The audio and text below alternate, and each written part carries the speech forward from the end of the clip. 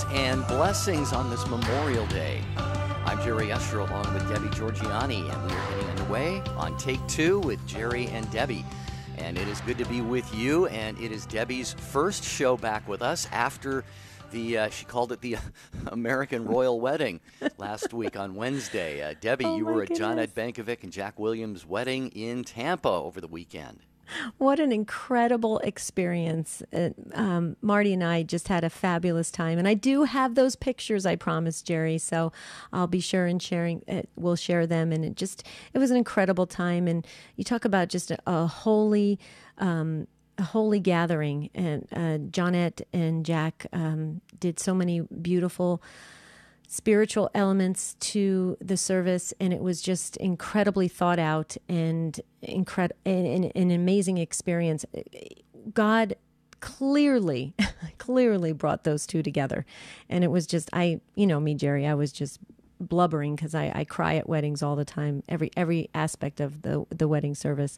So it was a great experience. Although the humidity didn't help me too much. I'm coming from Arizona, it's a dry heat, and then going to Florida, it's a little bit different. So, but with that and the crying, I don't know, I was pretty much a mess, but it was a good mess. Great. Well, it's good to have you back. Thank you. We've got a very special treat for our listeners today. Debbie, looking very, very forward to this.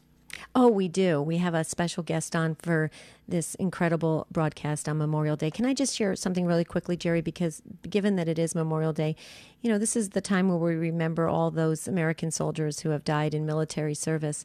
And, you see all the flags out there and they're just displayed so beautifully. And I just wanted to share from our hearts to all those families that have lost their beautiful sons and daughters who have laid down their life for our freedoms. Thank you so much. Thank you so much for allowing us to benefit from what you had to go through. And I just wanted to say we remember, and that's what Memorial Day is all about. So I just had to share that because you see all the flags on the streets, and it's just a very solemn reminder. Indeed. And this show we're not going to be taking calls today, but we are going to have a guest join us. And he has been on the program with us before doing outstanding work for youth, young adults, teens, and really people of all ages. His current position is Director of Youth Ministry at St. Mary Magdalene Catholic Church. That's in Altamont Springs, Florida. I hope I said that right. And he and a colleague are the co-authors of a wonderful new book that we're going to be delving into, among other points of discussion today. It's called Teaching Teens to Fail, the 5-step field guide for parenting success. And our good friend Darryl Datsik joins us back on Take Two with Jerry and Debbie. Hey, Darryl, Coach D, welcome. Hey, Jerry. Hey, Debbie. How are ya? Doing great. I survived the Florida humidity. You live in Florida, so you're used to it. You know what? You just were down the road. I'm so sorry. I know you were in and out, Debbie, but I'm sorry we didn't get a chance to connect in person. But I'm glad you got to experience the Florida humidity. So it's like a natural sauna, a natural steam bath. There you go. There you go. It hydrates. It hydrates the skin. There you go. Yes. So Darryl, we wanted to have you on this special broadcast because we have a lot of our Take Two families that are sending their children off to college. They're packing them up. Yeah, they're packing them up and they're sending them off in hopes that they'll come back, still practicing Christians. And you being in youth ministry and helping us all in formation for so many years, and you do such a fabulous job. I know Jerry mentioned your new book, which is incredible. We're going to talk a little bit about that. But we wanted to do this show because we need some practical ideas and tools and gifts and things that we can put in our children's bags as they are leaving home to make sure that it safeguards them and it keeps them in the faith. Because we all know, we've heard the stories, when they get on those college campuses, oh my goodness, do things change. Absolutely. Thank you. Yes. It's fascinating. Just yesterday I was talking to one of my colleagues in the office, and we were actually talking about the young adults. And, what do we do with the college kids, and how do we keep them connected? And I think, it's interesting you said that, Debbie, because the kids do go off, and of course there's so much. They're looking at they make plans, and parents, we're guilty a little bit of planning with our kids, and I say that because we plan, but we don't fully plan. We plan for where they're going to go to college. We plan the finances and how they're going to get there. We plan what they need when they get there. We plan out what they need for their room. We plan when they may come back from vacation or, from during vacation time or the holidays. But one thing we don't plan with our kids as they leave is their spiritual plan. We say, oh, make sure you go to church. But do we really look at that and say, as parents, hey, guys, let's put this as part of the whole program. Let's have a plan in place. So I totally agree with you. We sometimes as parents miss the boat on that. And I think we as a church a little bit have missed the boat. But we're coming back. We're realizing in our Newman Center, especially out here, I will say in my diocese, we have an incredible presence at one of our local universities here. And I'm really excited about that. I know I'm just babbling, so just mm-hmm. But I think that's the biggest thing is how do we plan? How do we plan for that for our kids and to make sure that, hey, guys, this is important. And, of course, we can't control our kids, but at least give them some encouragement to say, hey, look, this is important. Well, and Jerry and Darrell, I just wanted to just express this because I know we're doing this show on Memorial Day, and we're right in the middle of high school graduations and all sorts of things, and kids are finishing up their schooling right now. But as parents, and you got to know this, we are already planning ahead. I have all of my friends are saying, okay, I've got the summer to get these kids packed up and ready to go off to college. So we're doing this ahead of time. We're not waiting until August to do this show so that you're going to go, why didn't we have this show a couple months earlier when I was packing my kids up? So that's why we're doing it, Jerry. I hope it's okay. Right. We're going pretty early with this, but I think it's important for parents to plan ahead. Well, I think it is too, and Darrell, you just really touched upon that. The plan, people have to have a plan, and we're all familiar with that phrase. Failing to plan is planning to fail, and I think your book is fascinating. It's got kind of a twist and intriguing title, "Teaching Teens to Fail," and I want to get into that in a little bit. But just on what Debbie was saying right now, Darrell, a lot of families are having college-age sons and daughters coming home right now who may not have laid out that spiritual plan, and all of a sudden they're getting, in some cases, the shock of their lives with those, dinner time talks from, their son or daughter. I wasn't going to mass. I don't believe anymore. I just don't have any use for the faith anymore. Talk about that phenomenon and how parents can be really shocked by what they see when their kids do come home. Yeah, Jerry, excellent point. It's culture shock for us as parents. We do so much to provide that foundation for our kids. But the fascinating thing is when our teens or young people go off to college, obviously they're exposed to a whole new world. And it's fascinating today's generation because I'm noticing that this world even though we're more a smaller globally, we say, we're a smaller world, we're more well connected.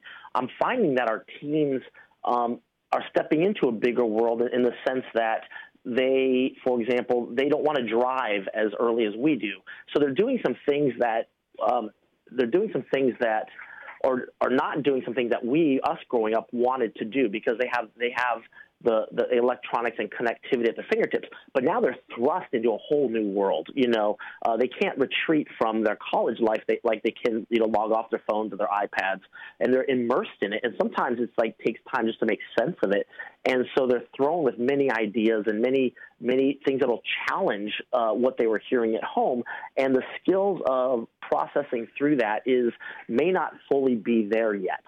So our kids need a way to make sense of it all. And they need a place to go to make sense of it all.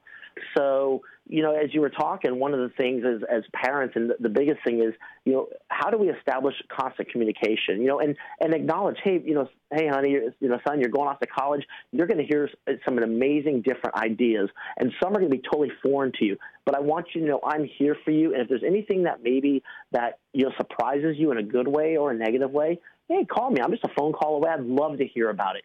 Not a fear-based, oh, my gosh, you might hear something that goes against our faith, but more of a positive inquiry attitude of, hey, share that with me. That would be exciting to hear what you're learning. I think that's a huge first step, is the positive expectancy of you're going to be learning some interesting new things. Right. And keep those lines of communication, which I love. You know, I'm a phone call away. I love the way you said that.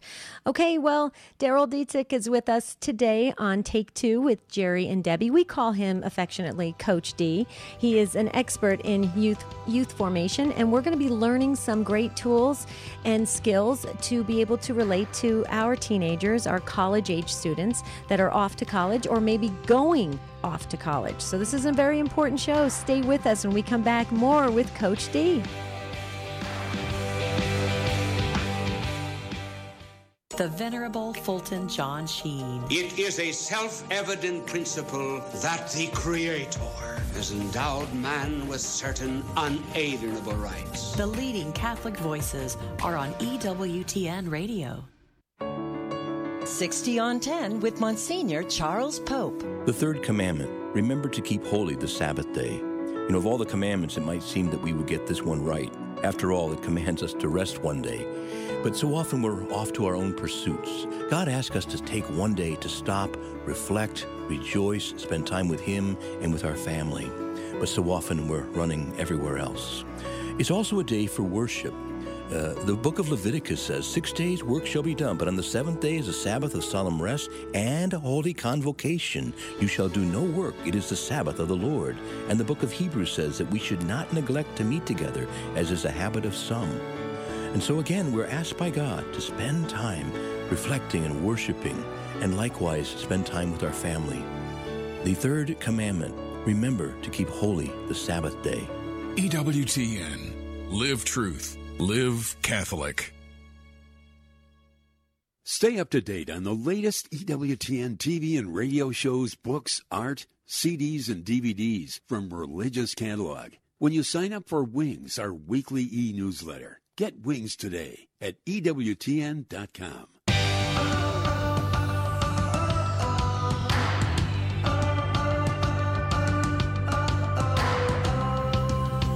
Take Two with Jerry and Debbie on EWTN Radio. Happy Memorial Day. This is a pre-recorded broadcast, and we do hope and pray that as we remember our heroes who fought for our freedom, and we certainly mix in the memories of loved ones, friends, family members who've gone before us. Let us just give thanks to God for all of those memories, and to all who are grieving, we offer our prayers, our support, our condolences, and we thank you for listening to EWTN Radio today. I'm Jerry Usher, along with Debbie Georgiani and Coach D. Darryl Datsik is with us, and is it Alan Migliorato? Did I get the name of your co-author right? You got it, Jerry. Alan Migliorato, that's correct. Alan Migliorato and Darryl Datsik wrote a book called Teaching Teens to Fail. Coach D, why do we want to teach teens to fail? I know this is a tongue-in-cheek title, but... It is. Jerry, you know me.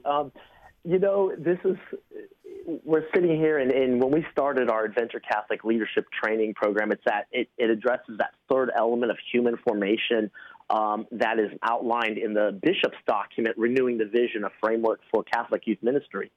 And there's a lot of great programs out there that bring kids directly into the relationship with Jesus Christ. There's a lot of programs that bring our kids, deeper into the church and into service and community. But we didn't see anything out there that was developing the human person, the formation, the continued formation. So we targeted that. And what we realized is in today's society, we see a lot of parents who obviously with great intentions want to be there for their kids, but they end up doing everything for their child, and they don't want their child to fail. So, and it's almost like, God forbid, my child is not good at something, they mess up. Here, let me cut that for you, honey, or here, let me just make this egg for you real quick. I want to serve, and it's all good intentions. But at what point do we let kids just fail and say, what did I learn from that? And especially in today's society, you know what? I did fail at something, but that's not the end of the world. So with our parents, with our program, what we designed this whole thing is to allow our kids to take leadership responsibility and mess up the entire weekend if they do. But in messing it up, therein lies the nuggets of learning and the nuggets of success. And we teach them to move beyond failure, to recognize where things were successful, where things were not quite as good as they wanted, and then what are you going to do about it next? Right, right. And accountability. They learn accountability, which is huge. And the thing about that, Absolutely. Darryl, well, because I read your book and I love it, and it was great. But the thing about that is when they do that, they are maturing in so many ways, and it allows them to also develop their spiritual maturity, which is great. And so I agree with you on that. And I don't want to give away the whole book because I want our listening audience to pick up the book for their families as well. But you use this system. It's called the COPEC system, and that's the acronym that stands for, you said challenge. What's it? Challenge, observe, process, evaluate, and then challenge again. And I think it's fascinating. And going through these skills, if you will, with our children. You're right. So many times we go very quickly to try and fix things as parents, and it's a disservice to our children because they're not learning how to cope and how to navigate through this world. So maybe you could describe some. I don't want to give away the whole entire book, but maybe you could describe some of the process that you and your co-author went through that could help us as parents. Absolutely. And I'm going to be honest with you, just yesterday, as a matter of fact, I have two boys, and I fell into the trap of, being the dad who's got to, step up and do something. And my youngest was making macaroni and cheese. And so he's still learning how to do it, and he's 12. I'm kind of walking through it with him, and I let him, the first time I let him do it, I was like, look, you got to, boil the water. And so he decides he's going to put the macaroni in with the water. And not that it ultimately changes the taste, but it's different. It's a different way of doing things. Or he didn't cook it long enough. And then so he tastes, he goes, it wasn't as good. I said, okay, what do the directions say? And what we do basically is this is a time-intensive process where we give our most precious resource, our time, and pour it into our teens, because that's all we have. And part of and COPEC says, be a disciple of Christ and accompany people. It forces us as adults to accompany our teens in their journey of faith. And so, as we're a time-starved society, COPEC's really good at, when we do it right, to refocus us, to give our children what they really desire from us as parents, and that's our time. So it made me slow down with my son and say, hey, what went well? What didn't go well? Do the noodles too hard, too soft? Or, what could you have done differently? And he walked away not feeling like a failure, but feeling like, oh, my gosh, somebody cares about me. My dad loves me because he spent time with me. And I think that's, as parents, that's what I love about the COPEC method. So it forces us to engage our children. Wow, and Darrell, I would like to have, if we can, just maybe 60 seconds on each of the letters in the acronym there. But before that, you touched upon something that I really think we have to spend a couple minutes on, and that is time. Things have changed so much since I was growing up, and Debbie and Darrell, you're younger than we are, but you can probably remember a time when we didn't have electronics in our faces and video games and gadgets and social media and all this stuff, and we had to, as human beings, spend time together, and that meant not only siblings running around and playing and knocking the snot out of each other, but parents taking time with their kids to do things like you did and go for a ride and go to a ball game and stuff. And I don't know. I'm not married. I don't know what today's family life really is like from an experiential point of view. But have we lost that a little bit? That necessary, vital time spent with one another, especially parent and child. Great. Jerry, as you were talking, it's fascinating because I agree with you. Electronics have infiltrated and in a lot of ways have become a necessity to function. But here's something that was fascinating. I have a board game. As a kid, we grew up playing Risk. And I bought the board game for my children. They're going, we're going to play this together. We're going to sit around the table. I'm going to recreate the experience I had as a child. Well, my kids are not into board games. They're into electronics. But the fascinating thing is my son found the same game online, an online application. And now, just like any of the gaming consoles, we can play each other. So when he asked me, he's like, hey, Dad, download the app. Let's play each other. So we're sitting in the living room on our different devices playing each other, and my younger son got involved as well. And we're having time together because we still talk, we still share. He's yelling about me about my lack of strategy, and I'm like, well, hey, you're out of the game. Your brother's still in, and we're still, shooting the breeze and jostling around, but it looks differently. So, yes, were we outside? Absolutely not. But were we actually doing something together in a model that they understand, a technological world they understand? Absolutely. So we have to just be open to those advantages of and that's what he wanted to do. So I had to meet him where he was. I didn't want to play online. I'd rather sit around a board game. But this is where he is. And so it meant more to him to play. So it was a struggle for me as a parent, but it turned out to be fun. So today on Take Two with Jerry and Debbie, we're having this very vibrant discussion with Coach D, Darryl Datsik, and he is many, many years dedicated to youth ministry, has written a book co-authored with Alan, help me again with this Italian last name. Migliorato. He's a good Italian boy. Alan Migliorato. Migliorato. I should be able to pronounce that. What kind of Italian am I? Migliorato. Okay. I'm telling you. I know. Teaching Teens to Fail, the 5-step field guide for parenting success. It's an excellent book, and I recommend it to parents out there who really want those tools and skills to be able to communicate and connect with our teens. But we're talking also today about those teenagers that have gone off to college already and have come back a little bit changed, a little bit how do you say it? Unchristianized or something? Because it happens. It happens. Secularized. There you go. It happens out there. Or the teens that we're about to pack up and send off. What can we do to safeguard and protect them? Now, Darryl, we're going to hit the pause button in a little bit, but I want to also talk about sacramentals we can give to our children to remind them that they are loved by God, that they are, made for greatness in this world, that all things should be for the glory of God, and to remind them of that. I'm a firm believer, Darryl, and maybe you can comment on this later, but I'm a firm believer on, printing out the Psalm 91 of having a guardian angel, the gift of the guardian angels, printing that out and putting that in their purse or their wallet or their luggage when they leave, or a few sacramentals like blessed rosaries or even holy water or blessed salt. Or, I'm a firm believer in packing them with all the spiritual. Okay. Yeah. So you agree with that? Okay. Absolutely. It's yes, Debbie, and because what do sacramentals do? They remind us who we are. And just like our kids would bring pictures of their family with them, right? Well, the sacramentals, as you know, is the pictures of our holy family, our spiritual family, us. I like crucifix. I've had this crucifix I bought back in 1990 from Medjugorje, Yugoslavia, and I've carried it with me. It's just my little favorite sacramental. With my high school kids, when they go off, I end up getting little crucifixes. Now, these ones have to be necklaces, but that's just something we give them and say, look, take with you, even if you already have jewelry.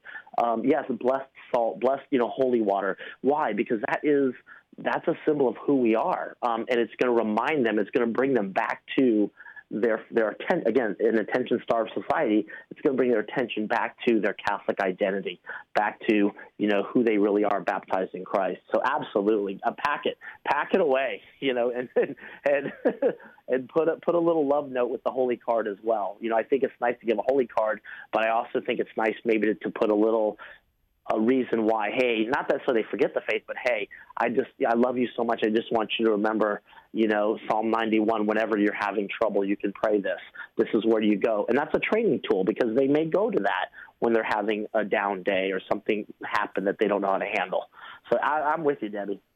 Definitely. Yeah, absolutely. I can easily see that being something that they tape up on, in front of their desk, in their dorm room or something like that. And also, Coach, as you're talking about, packing things up and sending them off with them, I'm also encouraged to just toss this out there for parents. A lot of them do this, I'm sure, but periodically, frequently throughout the year, send them a card, be in touch via email. If you go visit them away at college, just say, hey, we're going to go to Mass, and just have those little reminders of your love for them and of God's love for them. So, Coach Darryl Datsik, hang on. We are going to step aside just for a brief moment here, but a lot more ground to cover with you and Debbie Georgianni, with me, Jerry Usher. Debbie, fascinating conversation underway with Coach D, and I know you and I both have a lot more that we want to present to him by way of questions and have him weigh in on. Oh, absolutely. And we just value that you are doing the work that you're doing, Darryl, in your area. But it's a broader thing now because you have this book that's written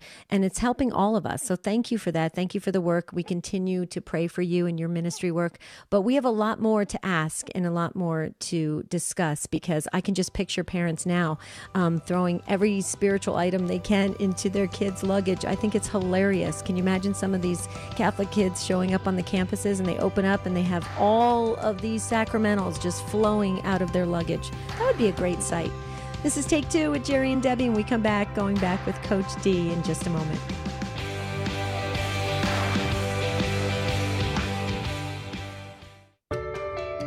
Post your intentions on the prayer wall on Jerry and Debbie's website.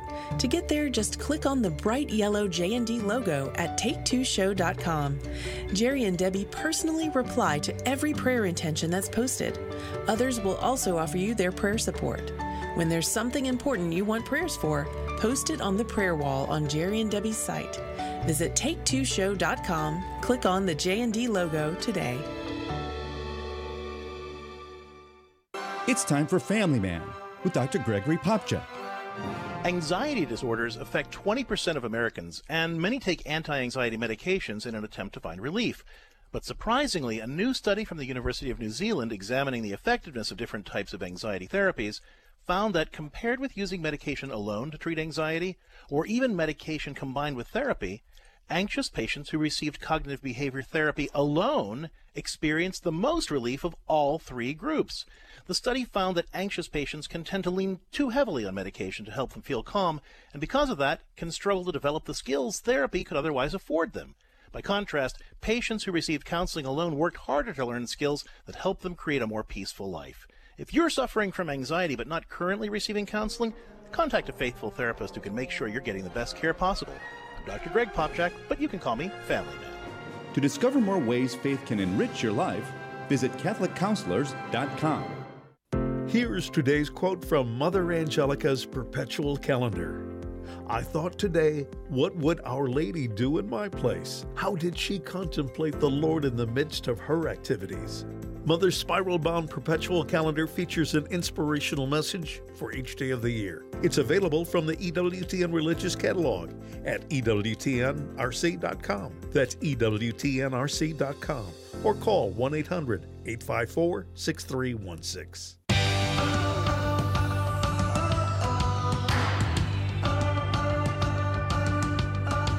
Thank you so much for being with us on this Memorial Day broadcast.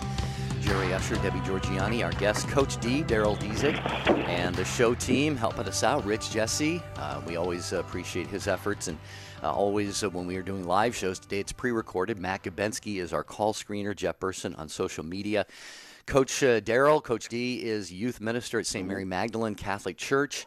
That is in the Orlando, Florida area, and doing great work there. But as Debbie alluded to going into the break, Coach, it seems like the Lord is wanting to broaden and maybe expand your ministry a little bit, and this book is certainly one of the ways that we believe that's going to happen. His book is titled, by the way, where can people get the book? Teaching Teens to Fail, the 5-Step Field Guide for Parenting Success.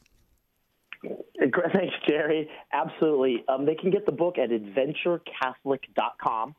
That's adventurecatholic.com, or they can find it on Amazon as well. So either way, adventurecatholic.com is our direct website, and then obviously Amazon. So please go there and love to, have people hear and read it and, change their lives or, tweak something in their parenting skills. But thank you so much. Yeah, well, the subtitle, the 5-Step Field Guide for Parenting Success, and we mentioned the, excuse me, the acronym COPEC, the COPEC system that you advocate for. Just take each one of the letters in that acronym: challenge, observe, process, evaluate, and challenge again, and maybe spend 30, 45 seconds on each one and what they mean.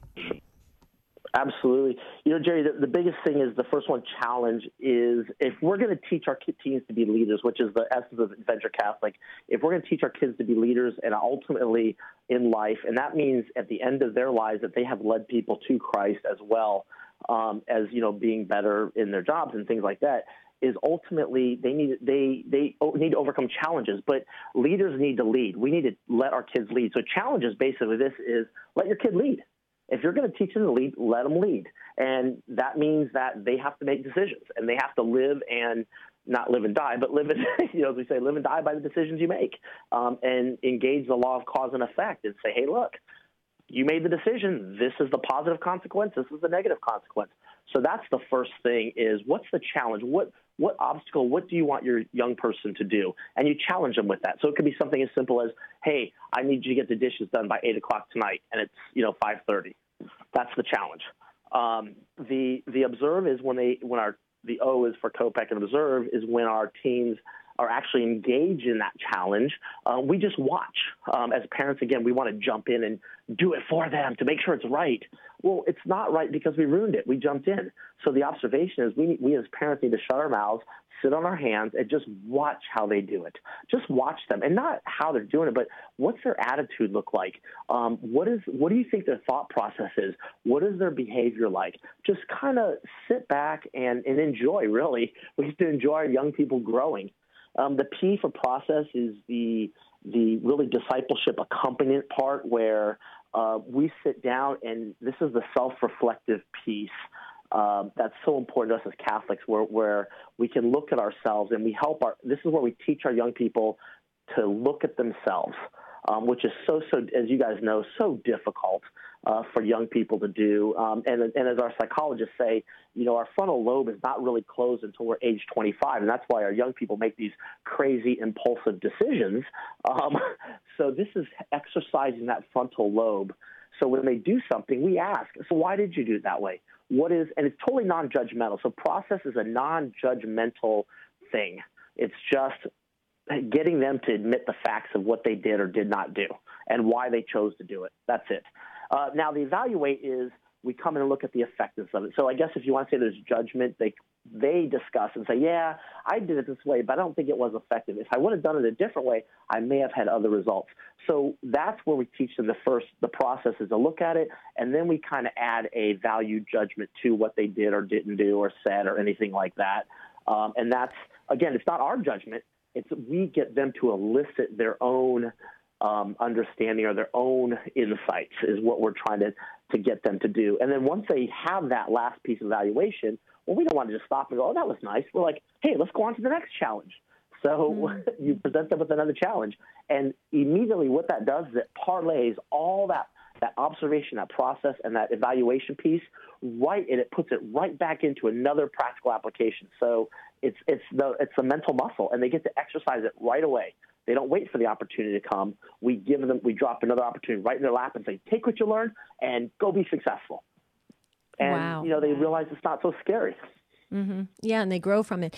Darryl, I really needed this book when I was raising teens. I just wanted to let you know. So thank you for writing it. Thanks, Abby. Yeah, I really. That means so much to me. No, I mean it. I hope I don't go down in your book, but I'm going to tell you, you're probably going to be very disappointed in me. I was the one that did all of my kids' homework experiments and projects because I just knew it was going to turn out really well, and I wanted them to get an A. And by the time they did it, it was, I shouldn't say all of them. I did the major ones. Like I remember, doing a miniature golf course. My son couldn't stand the game of golf. But I was a golfer. So I did this very intricate, detailed golf course. We got an A+ on it. Okay. But the teacher even said to me, she goes, Deb, I need to tell you something. I asked your son, do you even know what a golf course is? And he goes, I can't stand golf. Oh, so my goodness. yeah, but we got an A+ though. Oh, Congratulations. Thank you. What grade was that? 6th grade. Mm-hmm.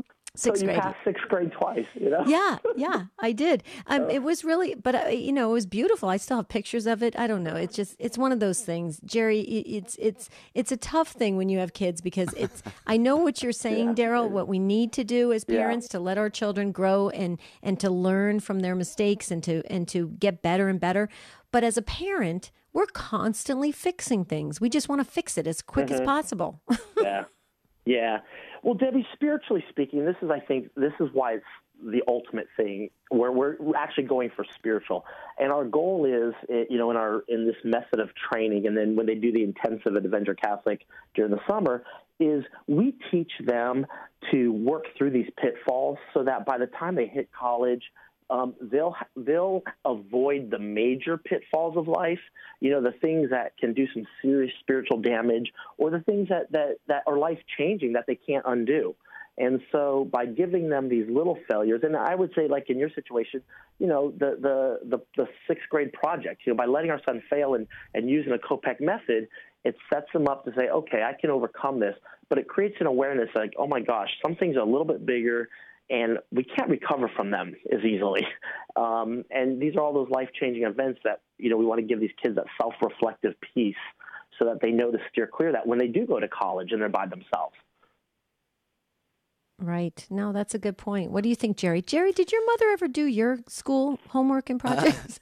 No, but I did. I do have something to follow up on that with Coach D. Darryl Datsik is our guest here on Take Two with Jerry and Debbie. Pre-recorded Happy Memorial Day program to you and from all of us at Take Two and EWTN Radio. We're talking about parenting and helping our young people, our youth, our teens. Coach D is youth minister at St. Mary Magdalene Church in the Orlando, Florida area, and he and Alan Migliarato are authors of Teaching Teens to Fail, the 5-step field guide for parenting success, which is available at adventurecatholic.com. And Darrell, as you were talking there, it just really struck me how you're advocating parents letting kids fail. And I think the importance to me in letting that happen is so that we learn lessons and we learn, builds character, we learn responsibility. And I will point to my own mother. For example, Debbie, you asked about my mom. No, she didn't help with our assignments necessarily, but she was very much, I think, too protective in the sense of, enabling and wanting to be a fixer. And if we were about to fail or if we did fail, there was almost a sense of responsibility on her part or whatever. And she just had a really tough time letting us kind of fall or fail or hit bottom. Darrell, I think sometimes in life, those things are crucial for us going forward and developing that maturity that we need for the future to take on our lives. Absolutely, and Jerry, it goes back to the principle of causality, the cause and effect.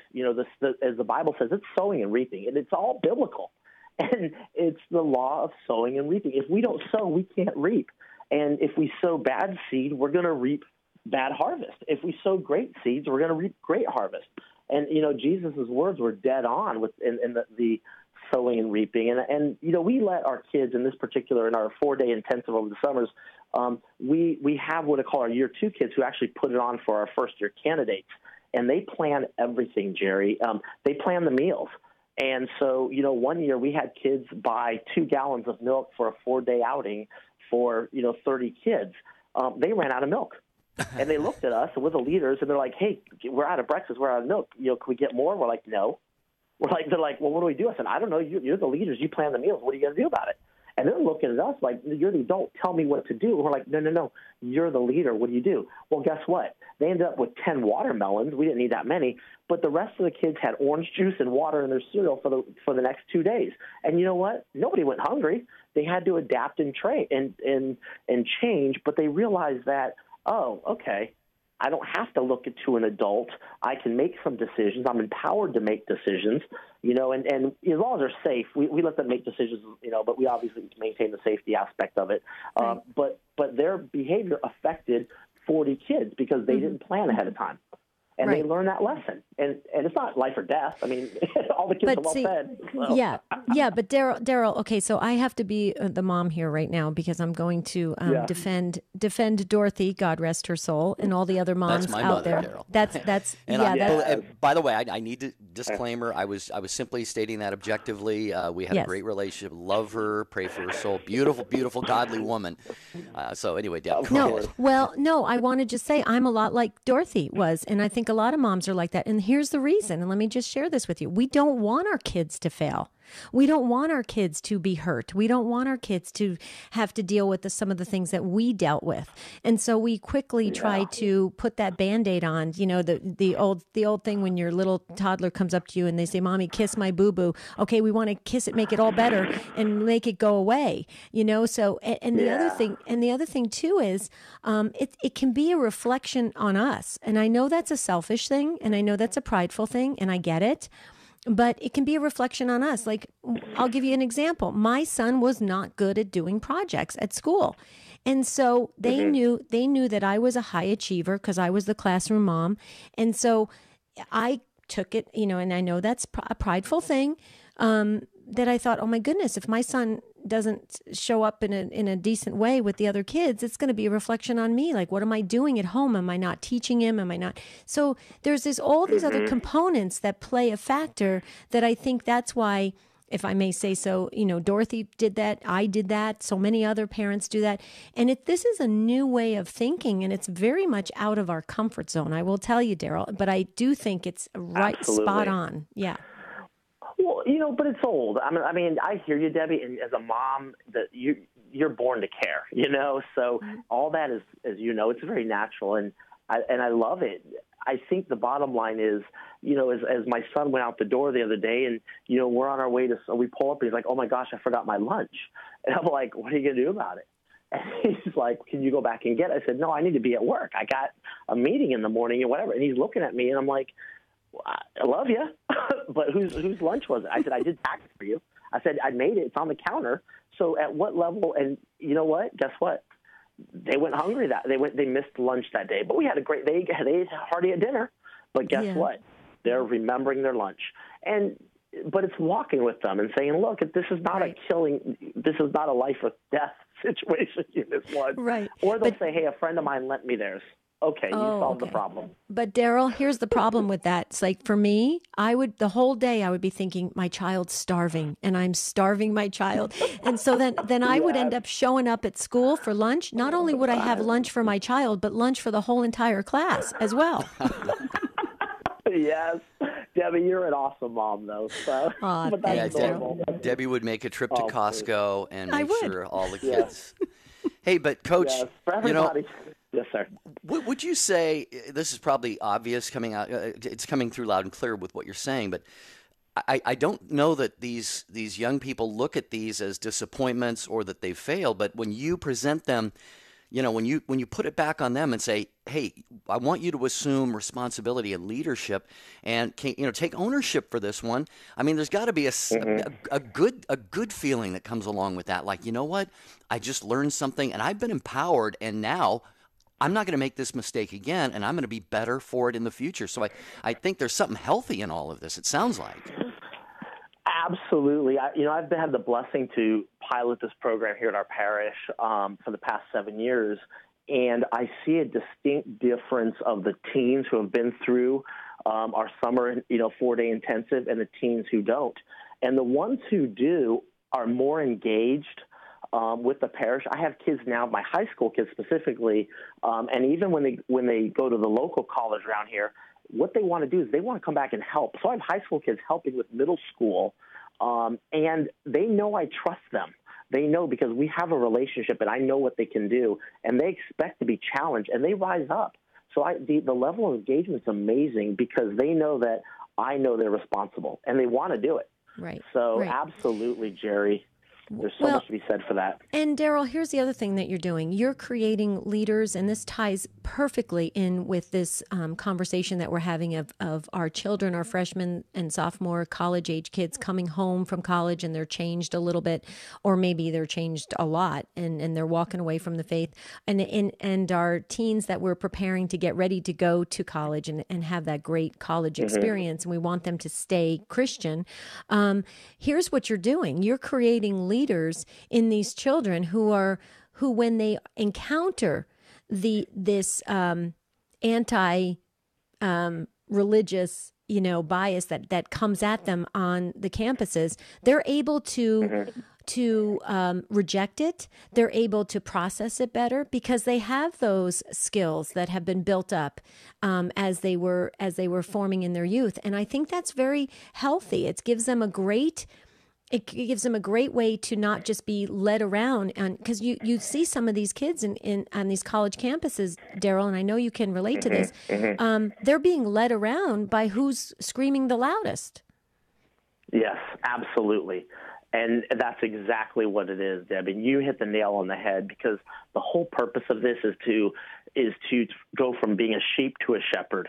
And our job is to lead either by example, by our voice, by who we are as disciples of Jesus Christ. Just lead by who we are, lead people to Christ. And if that means, hey, look, your roommate says, hey, I'm going to that frat party. Do you want to go? And that frat party does not have a great reputation. You're like, you know what, I'm going to sit this one out. And they call you, a fuddy-duddy, excuse my old, whatever it is, you've just led. That's a leadership moment, because you stood for something by not doing something. And so absolutely, Debbie, that's our goal. Awesome. Way to go. I more prayers for you that you and Alan can continue this great work that you're doing, because it's very much needed in today's world. We don't have enough resources out there to help parents, to help teens, to help others grow in their faith and be strong against what's going on in what I like to say, this crazy world, because it's just getting crazier by the minute. What do you think, Jer? I agree. And I think this resource is very, very much needed. Maybe, Debbie, as you said, a little bit overdue. You could have used it when you were raising your boys, and a lot of people could. Yes. So, again, it's Teaching Teens to Fail, the 5-step field guide for parenting success by Darryl Datsik, our guest, and Alan Migliorato, and it's available at adventurecatholic.com. Coach, we got about 4 or 5 minutes left here, and if there's anything we haven't brought up with you that you feel is important to just stress or emphasize for our listeners in these closing minutes, I'm just going to throw that over to you and let you take it and run with it. Awesome. Thank you. One thought I've been holding on to, Jerry, the college. I have a challenge for all my parents out there. When we drop our kids off to college, when we go to, I would say this, and parents, please, please, please take time to, if you're at a Catholic college, go walk with your young person to the Newman Center. Accompany them. Make it a point to go and find the campus minister. If it's a public college, or go and find the Newman Center, or find the nearest Catholic church and go with your child. Accompany them to that, so they know exactly where it is. So they're not left to try to find it by their own. Because if they try to find it by their own, chances are they're not going to look.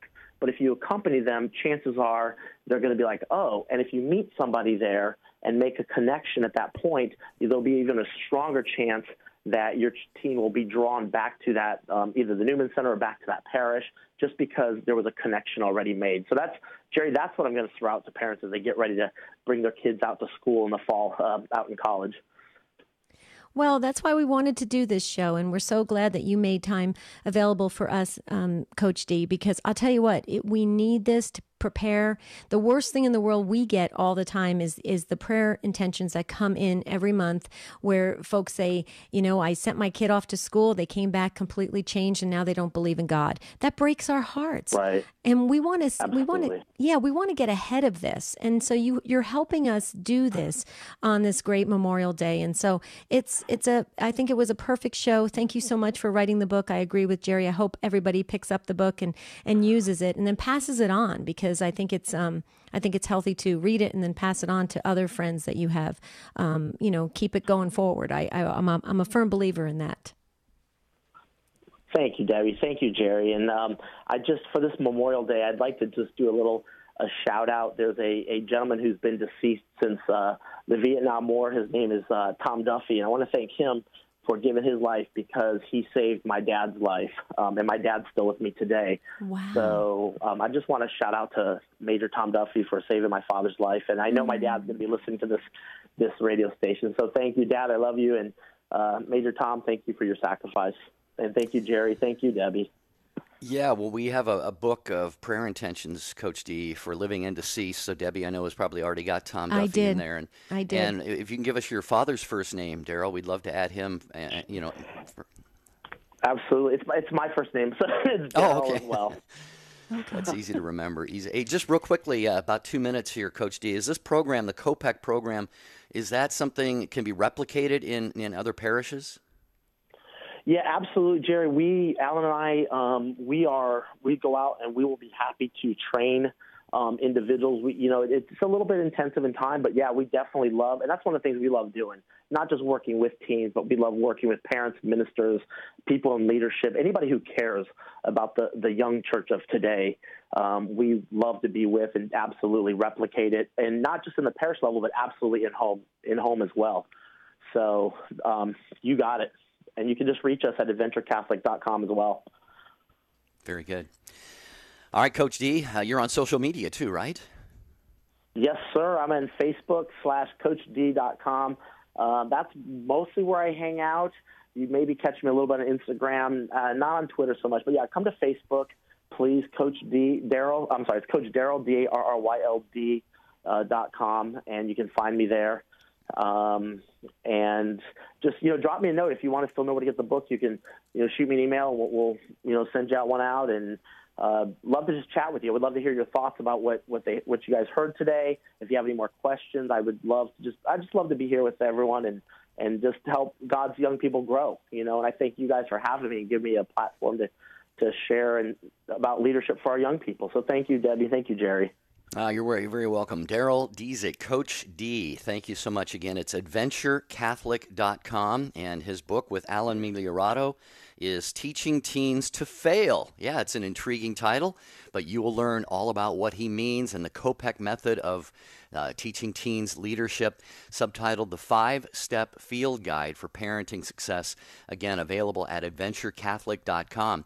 And Debbie, this is, I think, a wonderful gift. If you know young people who are just, they've got kids who are maybe adolescents right now, just about to come into that teen age group, or anybody who is entering into parenthood or has kids at about that age. What a great gift this would be to give them. Oh, I agree. It's a must-have. Absolutely. I love it. So great work, Darryl. Thank you so very, very much.